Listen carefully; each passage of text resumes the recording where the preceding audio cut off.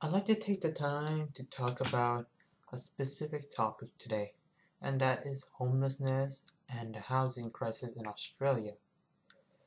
At the moment, housing is one of the primary indicators of wealth and economic health for a good developed country, an OECD country.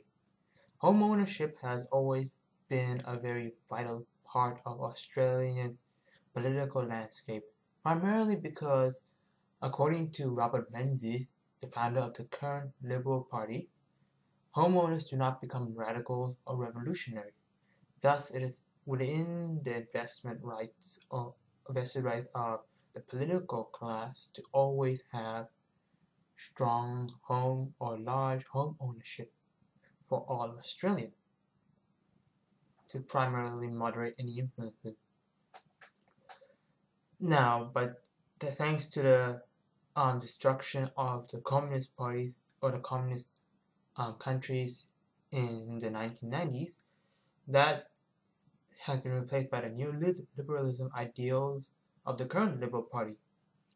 And I would just like to talk about it right now. Over the last few years, home ownership has actually, housing prices have actually sharply increased. And this is problematic primarily because of who and what they are affecting. Homeowners don't actually have the necessary means to pay for the current housing market at the moment. It's a bubble, and soon it will burst, and that's what I am worried about and what I want to talk about. Australia itself has the lowest millennial um, share of income out of most, if not all, OECD countries. It also has one of the steepest or housing prices to median income ratio, which I believe is 10 to 11 times the median income of your average family. And that's not including the fact that if you have to live in a large city where you are required to do so for employment opportunities, such as Sydney or Melbourne. Combined with our foreign investment and the idea that housing is a liability, is an asset, we have a huge housing crisis on our hands. I also want to talk about the fact that, according to the Independent, we have more empty houses, meaning that people own multiple properties, than we do homeless people. And that's what I am primarily wanting to talk about. That is an unbelievable disparity. If you have more homeless people than you have empty houses or owned by other empty housing people, you should be able to help, or there should be a solution that is available. I primarily want, I primarily think that we should discuss this matter more, and that this is a change we must recognize, according to the Independent at least. And to a certain extent, I agree with it completely. No, actually, I agree with it completely. So what can we do? Well, I don't really recognize what else we should do. We should because homelessness is hard. It's not like a cheap option, although it might seem weird to talk about it. Because being homeless means that you have to keep up with, you have a higher maintenance for basic goods and services.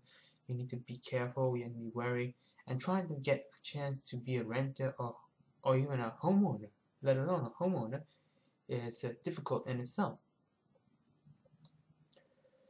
Ultimately, this country needs to actually find a way to deal with its housing crisis, whether it be removing negative gearing, removing the CTFO taxes, making a stamp duty or land tax. A lot of options are available, but none of them are going to be pursued. And I want to talk about why. Well, first and foremost, we have the Liberal coalition, who is invested in not doing anything because their primary voting blocs are the wealthy baby boomer class who own multiple properties or own homes.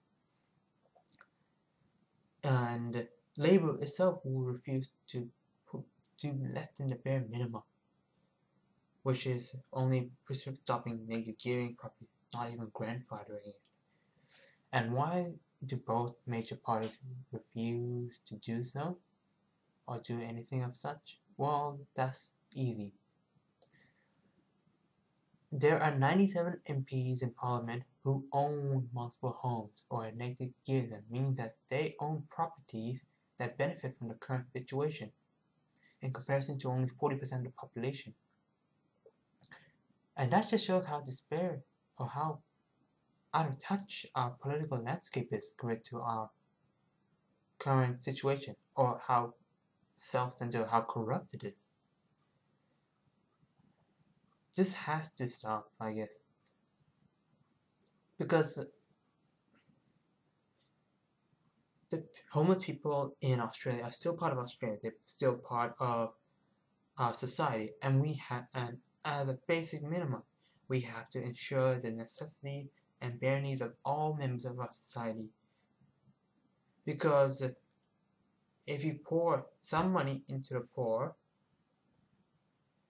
you get all that money back and more, because they spend every last drop of their income on basic goods, services, or necessities, or small luxuries, and that keeps the economy going.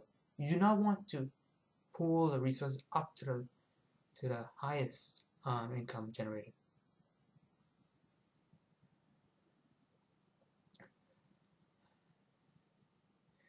I guess I'm done ranting for today. But I'd like to thank all my viewers for being so patient with me so far, and for waiting for me to update my video. And I enjoy your comments or criticism about this issue.